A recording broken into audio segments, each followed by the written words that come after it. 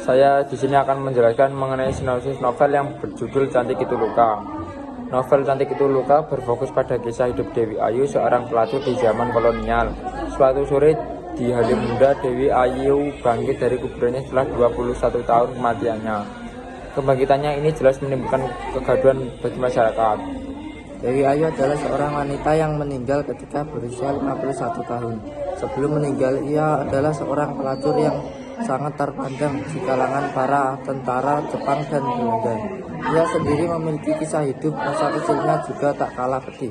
Sejak masih kecil, ia tumbuh tanpa kasih sayang kedua orang tuanya akibat perkawinan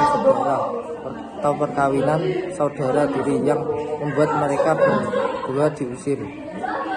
Alhasil, ia pun diasuh oleh kakek neneknya. Ia pun tumbuh menjadi gadis pemberani. Keberaniannya itu telah membuktikan tak kala ia harus mendekam di penjara saat Jepang menyerang Hindia Belanda. Saat berada di penjara, Dewi Ayu bahkan rela menyerahkan kesucian demi membantu temannya di barak penampungan.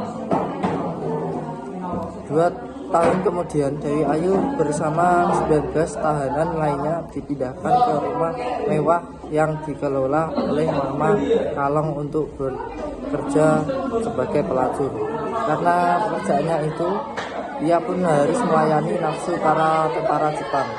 Selama ini menjadi pelacur, Dewi Ayu telah melahirkan 4 anak perempuan yang tidak jelas asal-usul ayahnya.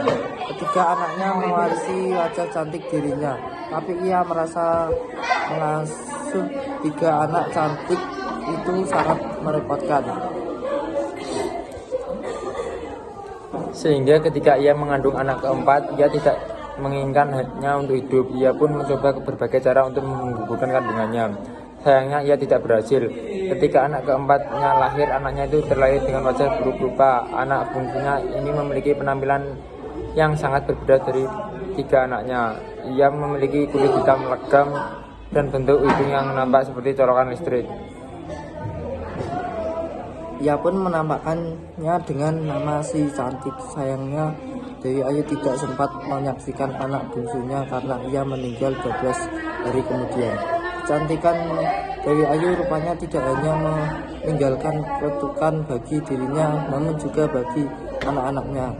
Semua anak perempuan kelak akan mengalami patah hati tiada henti.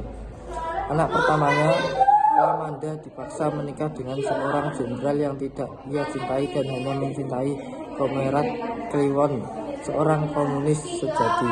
Sebagai salah satu usaha untuk menolak sang jenderal, ia pernah memasang gembok pada kemaluannya. Anak kedua, Dewi, yang bernama Adinda, menikah dengan Kliwon yang juga dicintai oleh kakaknya, Alamanda. Meskipun ia sudah tahu hal ini, Adinda tetap menikahi Kliwon. Kisah cintanya pun menjadi sangat menyakitkan karena ia telah mencintai seseorang yang mencintai orang lain.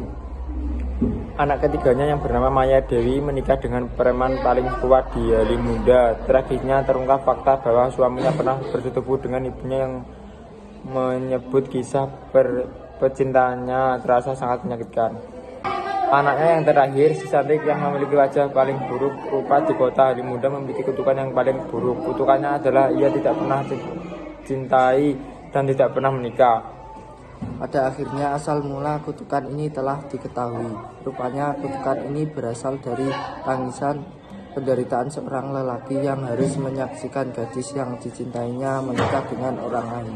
Gadis yang dicintainya tak lain adalah ibu dari Dewi Ayu, yaitu Mayang, yang menikah dengan orang Belanda bernama Henry Stammeler. Lelaki itu pun menyimpan dendam yang sangat besar pada Mayang. Henry Stammeler beserta seluruh keturunannya. Dendam ini pula menjadi sebuah kutukan agar keturunan Mayang dan suaminya merasakan apa yang telah dirasakan.